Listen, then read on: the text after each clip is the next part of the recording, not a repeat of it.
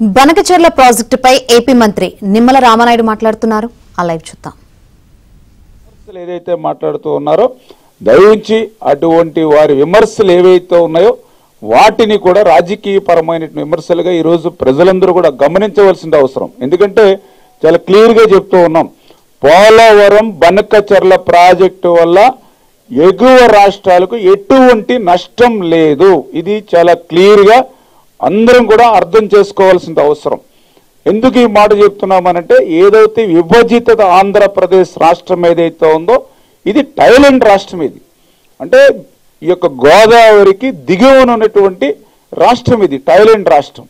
అటువంటి టైలెండ్ రాష్ట్రం అయినటువంటి గోదావరి నది మీకు కూడా తెలుసు, ఈవేళ భారతదేశంలోనే అతి పెద్ద నదుల్లో రెండవ నది గోదావరి నది అనే విషయం కూడా మీ అందరికీ తెలుసు. ఈ గోదావరి నది కూడా ప్రతి సంవత్సరం కూడా పెద్ద ఎత్తున వరదలు వస్తూ ఉంటాయి. గోదావరి ఉగ్ర రూపం ఏంటో ప్రత్యక్షంగా మన రాష్ట్ర ప్రజలు ప్రతి సంవత్సరం కూడా మనందరం కూడా చూస్తున్నటువంటి పరిస్థితిని కూడా మీ అందరికి తెలియజేస్తూ, అటువంటి ఉగ్ర రూపం అయినటువంటి గోదావరి వరదల యొక్క తీవ్రత కానీ, ఆ గోదావరి వరదల వల్ల వచ్చేటువంటి నష్టం కానీ, ఆ గోదావరి వరదల వచ్చేటువంటి సమస్యలు కానీ, ఇబ్బందులు కానీ అన్నీ కూడా ఎవరు భరిస్తూ ఉన్నారు? ఆంధ్రప్రదేశ్ రాష్ట్ర ప్రజలే భరిస్తున్న విషయాన్ని ఈ సందర్భంగా గుర్తు చేస్తూ ఉన్నా.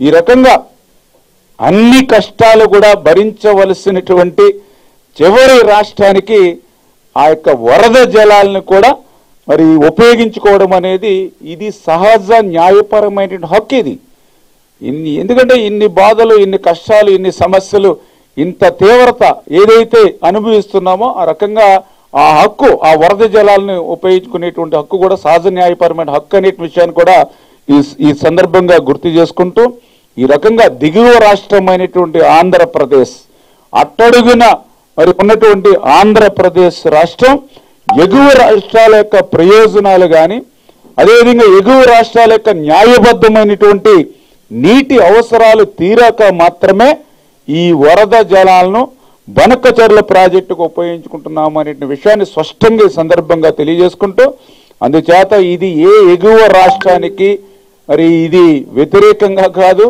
నష్టం చేకూర్చేది కాదు అనే విషయాన్ని స్పష్టంగా తెలుగు రాష్ట్ర ప్రజలందరూ కూడా మరి గమనించాలని చెప్పేసి కూడా మరి మీ ద్వారా అందరూ కూడా తెలియజేసుకుంటూ ఉన్నా.